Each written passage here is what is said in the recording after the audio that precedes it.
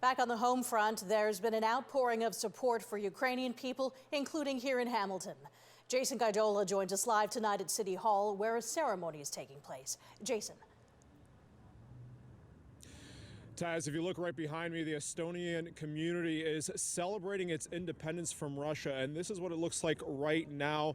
There appears to be a unified stance between the Estonian community and other Baltic communities as well, Latvia and Ukraine. And this is a chance for everyone to stand in solidarity after what is transpiring in Ukraine. I did catch up with some Ukrainian locals earlier, and there's a mixed range of feelings of what's currently happening, and they're ranging from fearful to abandonment.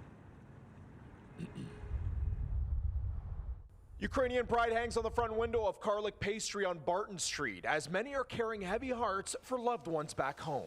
Because Ukraine is the country. Ukraine is the country, and even if you can't fight, you can be helpful. Owner Luba Mudrak saying seeing missiles fired is scary and wanted her mother and mother-in-law, who live in the area of Lviv, to retreat. Today, when I talked to her, I say, "Mom, maybe you should go. Don't stay alone in the village." And she say, "No. I was born in 1938. I passed the war. I passed the communist system. I know how to survive." Down the road at the Ukrainian Orthodox Church of St. Vladimir, the feeling was not if, but when this day would arrive. Been concerned from the beginning. We've been concerned since we achieved our independence 30 years ago. We've been concerned for the last 300 years. Every move that the Russians make is behind our back. Konstantin Sheweli is the president of Hamilton's chapter of the Ukrainian National Federation and says his aunt lives in the rebel-controlled region of Luhansk. Had mentioned that several families were leaving her apartment complex and traveling in the direction of Russia. And as of this morning, her building has been hit.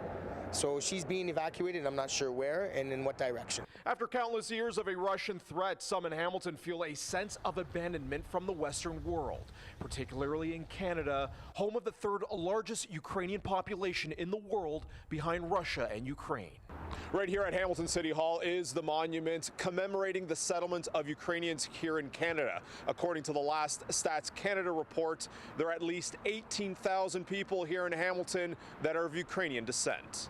A democratically elected country who wants to be involved in a family of civilized nations, they're by themselves, being attacked by a wolf.